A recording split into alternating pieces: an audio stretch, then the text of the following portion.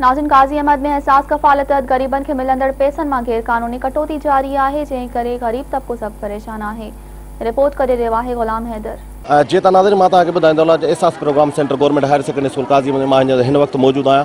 तव्हां कैमरे सां अक्सर ॾिसंदा त पोइ लेडीज़ मर्द एतिरा मौजूदु आहिनि, एतिरी रश थी चुकी आहे जो हींअर मशीनूं बंदि करे चुकिया आहिनि।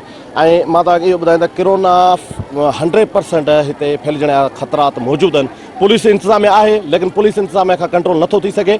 हिते आर्मी रेंजर्स हुई त उन टाइम कंट्रोल हो, हींअर उहो कंट्रोल कोन्हे। अचो त हिते जेके मुख़्तलिफ़ औरतूं आहिनि, मुख़्तलिफ़ मर्द आहिनि, उन्हनि खां पुछूं त उन्हनि जो छा चवण आहे ऐं हू पैसनि जे बारे में हू छा था चवनि। 12,000 रुपया करे ॾियनि।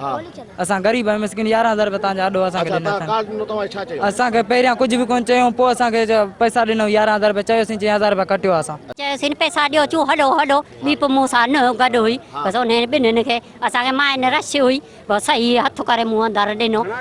500 रुपया। हा, तव्हांजो मुतालबो छा आहे? असांखे ॾींदासीं, ग़रीब आहियूं। किथां आया आहियो तव्हां? असां दौलतपुर खां। हा, 1500 खां 1600 रुपया कटिंग हले पई। मूं पुछो ज़लदारी अंदरि शबीर नाले ज़लदारी वठो, मुंहिंजो भाऊ तव्हां पैसा छा कटियो था? चई बा असांजो हक़ आहे। मुंहिंजो तव्हांखे 25 रुपया फी कार्ड तव्हांखे रुगो रिकवरी मिलंदी आहे चेक करण जी, उहा चेक करण जा 25 रुपया हिनखे अलॻि मिलंदा। आवाम जा ग़रीबनि जा कंहिंजो 1000 कटीनि पिया, कंहिंजो 1500 कटीनि पिया, कंहिंजा 2000 कटीनि पिया। इहा कहिड़ी इंसानियत आहे? असांखे चयूं कुझु कोन, बसि पैसा ॾिना अथनि, असां गणिया हिते त असांजा 500 रुपया कटिया अथनि। असांखे मिलनि पंहिंजा पैसा पूरा मथां आया आहिनि त असांजा छो कटिया अथनि?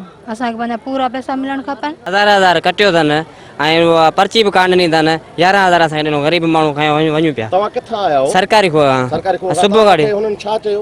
बसि 11,000 ॾिनो बसि। कैमरामैन राशिद उन्हनि सां गॾु गुलाम हैदर, मिरान टीवी।